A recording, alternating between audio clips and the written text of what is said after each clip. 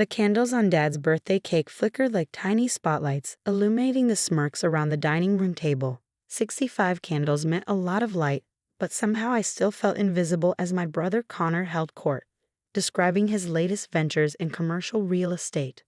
The Riverside development alone will net us $2 million, he boasted, loosening his designer tie. That's what real business looks like. Concrete, steel, things that matter. That's my boy, Dad beamed, raising his scotch. Building something tangible, something real. I pushed the remnants of my cake around my plate, the buttercream frosting I'd spent hours perfecting now tasting like chalk. Beside me, my sister-in-law Monica nodded enthusiastically. It's so impressive, Connor. A real legacy. Speaking of hobbies, Connor suddenly turned to me, his eyes glinting with that particular brand of sibling malice he perfected over 34 years. How's your little project going, Emma? Still tinkering in the garage? The table's attention shifted to me like a spotlight finding its mark. I set down my fork carefully. It's going well, actually. I just completed the prototype for. She's building some kind of gadget, Connor interrupted, waving dismissively at the family. Spends all her time with wires and circuits, like a kid with a chemistry set. Dad chuckled. Emma's always been the dreamer of the family. Remember when she tried to build that robot in high school? The one that caught fire? My younger brother added, grinning. Classic Emma. It didn't catch fire, I corrected quietly. The servo motor overheated because the school's equipment was outdated. Sure, Connor smirked. Well, at least this hobby keeps you busy. Though at 29, you might want to think about real career plans. Maybe I could get you an internship at my firm? You could do our filing. I have a career, I said.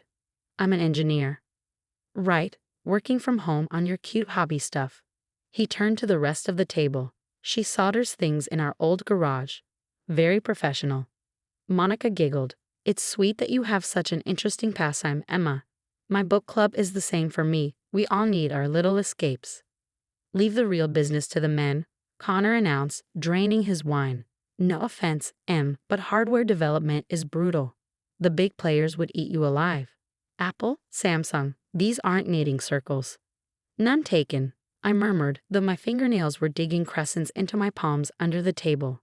Aunt Patricia, ever helpful, chimed in. Well, I think it's wonderful that Emma has something to keep her mind active. Not everyone needs to be a CEO.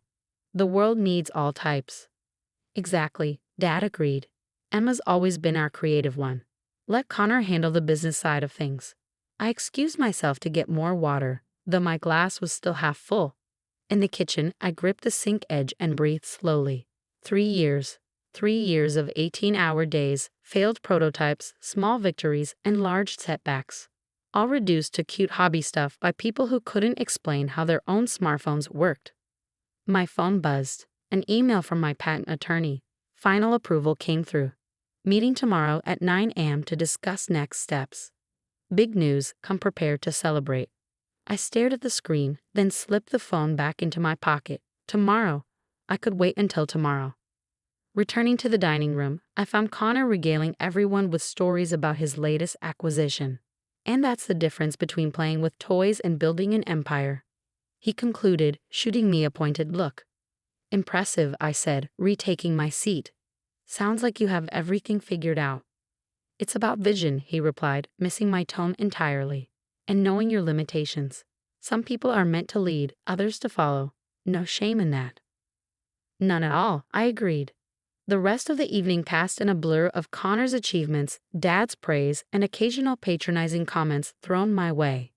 When someone asked about my gadget, Connor jumped in to explain it was something with sensors or whatever, too complicated to explain to normal people. I drove home at 10 p.m., my ancient Honda Civic struggling up the hill to my rental house.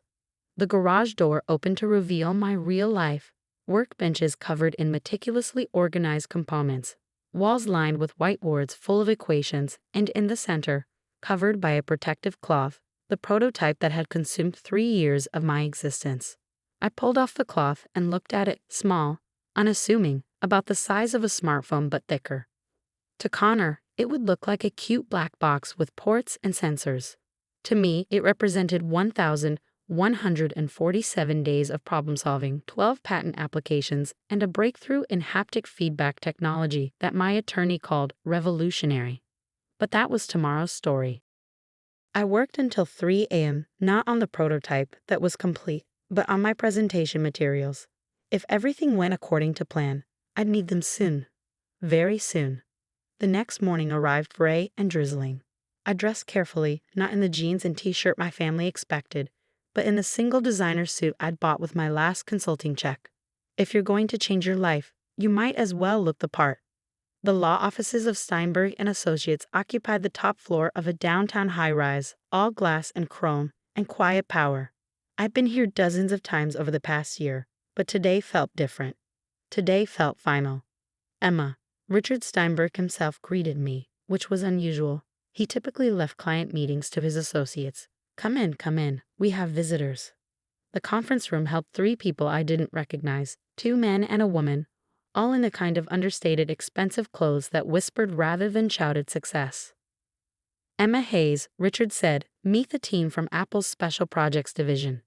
My heart stopped, then resumed at double speed. I shook hands, proud that mine remained steady. Ms. Hayes, the woman clearly the leader, said, I'm Sarah Chen, VP of Emerging Technologies. We've been following your patent applications with great interest. All 12 of them, one of the men added. Particularly the haptic feedback innovations.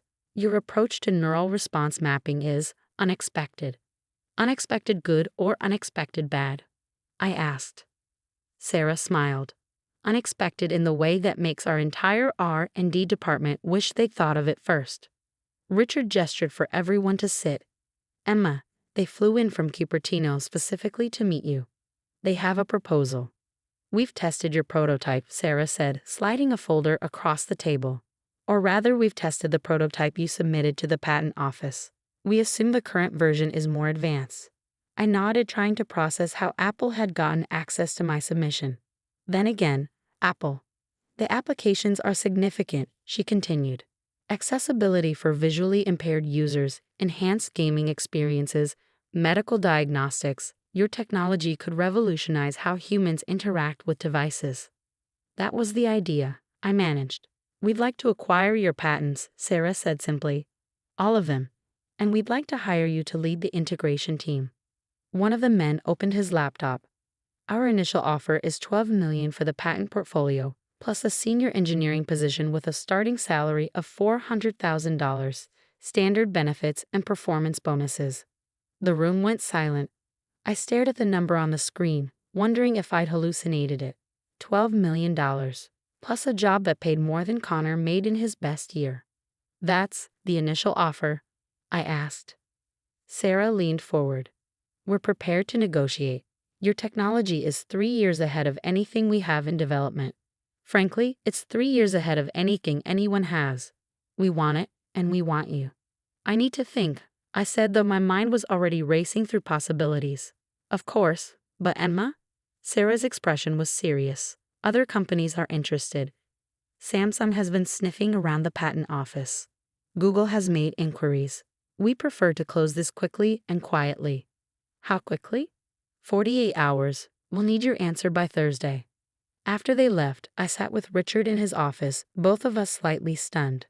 $12 million, he said, plus the job. Emma, do you understand what this means? It means my cute hobby stuff is worth more than Connor's entire real estate portfolio. Richard laughed. Is that the brother you told me about? The one who said hardware was too brutal for you? The very same. Well, I'd say you've survived the brutality quite well. I left the meeting in a daze. $12 million. A position at Apple. Validation that 3 years of being dismissed and diminished had been worth it. But I had 48 hours to decide, and somehow I knew exactly where I needed to spend them. That evening I called Mom. I need to stay at the house tomorrow night, just one night. Of course, honey. Is everything okay? Everything's fine. I just need to use the garage for something. Still working on your project. Connor mentioned you're quite dedicated to it. Something like that. I spent Tuesday refining my prototype, implementing the last few improvements I'd been planning. If Apple wanted my technology, they'd get the absolute best version I could deliver. I worked through the night again, fueled by coffee and the knowledge that in 24 hours, everything would change. Wednesday morning came too quickly. I managed 3 hours of sleep on the couch in my childhood home, surrounded by the same tools Connor had mocked us days before.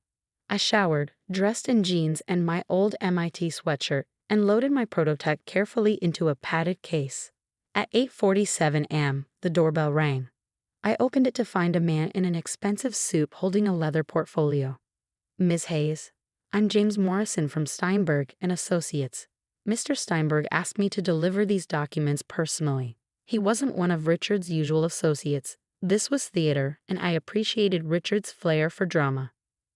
"Please come in," I said loudly. "Would you like some coffee?" "That would be wonderful," James replied, following the script we'd rehearsed over the phone. I led him to the kitchen, where Mom was already making breakfast. "Mom, this is Mr. Morrison. He's here about my project." "Oh, how nice," Mom said, clearly confused but polite. "Would you like some eggs, Mr. Morrison?" "Thank you, but I can't stay long." He opened his portfolio with practiced efficiency. "Miss Hayes, I need you to review these final documents." Connor appeared in the doorway, still in his pajamas. "Emma, what's going on? Who's this?" "This is Mr. Morrison," I said casually. "He's here about my hobby." Connor snorted.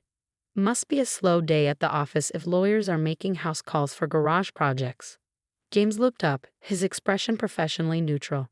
"I apologize, but I need Ms. Hayes to focus. This is time sensitive."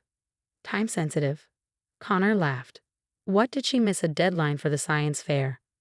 "Connor," Mom chided gently, "I'm representing Apple Incorporated in their acquisition of Ms. Hayes' patent portfolio," James said calmly, pulling out documents. "The offer has increased to $12 million as of this morning, and we need a decision." The kitchen went completely silent. Connor's coffee mug stopped halfway to his lips. Mom dropped her spatula. "I'm sorry," Connor said slowly. "Did you say Apple?" "As in Apple?" "Yes. They're quite interested in Ms. Hayes' haptic feedback technology. Revolutionary was the word they used, I believe." I signed where James indicated, trying not to smile at Connor's expression, a beautiful mixture of shock, disbelief, and dawning horror. "12 million, Mom whispered. "Emma, is this real?" "Plus the job offer," James added helpfully. "Senior position, 6-figure salary, full benefits. They're eager to have Ms. Hayes lead the integration team." Connor set his mug down with shaking hands. There must be. Emma doesn't know anything about business. She could be getting scammed." "I assure you, this is quite legitimate," James said. "Steinberg and Associates has been handling Ms. Hayes' patents for over a year. 12 patents, all approved, all groundbreaking. Your sister is quite accomplished." "My little project," I said quietly, meeting Connor's eyes. "My cute hobby stuff." His face had gone pale. "But you said, at Dad's birthday." "I said it was going well. You said I should leave real business to the men." James finished gathering signatures and stood. "Ms. Hayes, congratulations. The funds will be transferred to your account within 48 hours. Apple will be in touch about your start date." After he left, the kitchen remained silent. Mom sank into a chair, staring at me like she'd never seen me before. Connor stood frozen by the doorway. $12 million, Mom repeated. "Emma, why didn't you tell us?" "Would anyone have listened?" I asked. Or would Connor have explained why his real estate deals were more impressive than my tinkering? Connor's face flushed. "That's not." "I didn't." "Leave real business to the men," I quoted. "The big players would eat me alive. Remember." I was joking. "No, you weren't. You've never taken me seriously. None of you have. I've been building something revolutionary for 3 years, and you all treated it like a child's science project." Mom reached for my hand. "Honey, we're so proud." "Are you?" Because 3 days ago, everyone agreed I needed Connor to get me an internship. To do filing, in his office. The irony wasn't lost on anyone. Connor, who'd been so proud of his $2 million development, was now faced with his little sister's $12 million success. "What does this technology even do?" he asked weakly. "It allows blind people to feel digital interfaces through haptic feedback. It lets surgeons perform remote operations with full tactile sensation. It revolutionizes gaming, education, communication." I shrugged. But sure, cute hobby stuff. My phone rang. Dad calling. I let it go to voicemail. You should have told us, Connor said, sinking into a chair. We could have helped. I have connections. I didn't need your connections. I needed your respect. The phone rang again. This time I answered. You should have told us, Connor said, sinking into a chair. We could have helped. I have connections. I didn't need your connections. I needed your respect. The phone rang again. I answered. Emma. Dad's voice was frantic. Connor just told me. Is it true? Apple? Yes, Dad. But how? When? Why didn't you say anything? I tried, remember? At your birthday dinner, but everyone was too busy laughing about my garage tinkering to listen. Silence. Then, we need to celebrate. Dinner tonight, my treat. The whole family. I have plans, I said flatly. Maybe another time. I hung up. Mom and Connor were still stunned. I need to pack. The movers come tomorrow. Movers? Mom asked. I'm relocating to Cupertino. Apple wants me there next week. I spent the day boxing 3 years of work, alone. Each part labeled, wrapped, archived. Connor hovered, watching more than helping. His questions met with silence or clipped answers. That evening, as I loaded the last box into my car, he stopped me. Emma, I'm sorry. I was an ass. I know. You were always quiet about it, working alone in the garage. I thought. You didn't think, you judged. He looked down. What you've built, it's incredible. Spare me the late compliments. You called it cute hobby stuff, remember? I do. His voice cracked, and I was wrong. I said nothing. The garage lights flickered off behind me, one last click of the switch. You're going to be running projects at Apple. You're everything I wanted to be. No, I'm what you never bothered to imagine I could be. We stood in silence. The driveway stretched between us like a closed book. I'm proud of you, he said. Good, you can keep that pride to yourself. I got into my car. Tell Mom and Dad not to call for a while. I need space. He nodded and I pulled away. I didn't look back. In 48 hours, $12 million would hit my account. In a week, I'd be in Cupertino. In a month, lives would begin changing. But tonight, I had something more important to do. I pulled up Richard's number. Hey, it's Emma. Everything went fine. I want to set up a foundation, with some of the money, for young women in STEM who are told they're not cut out for real work. That's incredible. What do you want to call it? I thought of Connor, the birthday dinner, the years no one listened. The Cute Hobby Foundation, I said, for projects no one takes seriously until they change everything. Richard laughed. Perfect. I'll start the paperwork. I drove toward my real life, left behind a house full of people who didn't see me until it was profitable to do so. My phone buzzed, texts, missed calls, sudden interest. I turned it off. They'd had their chance. Now it was my turn. And I had real business to run.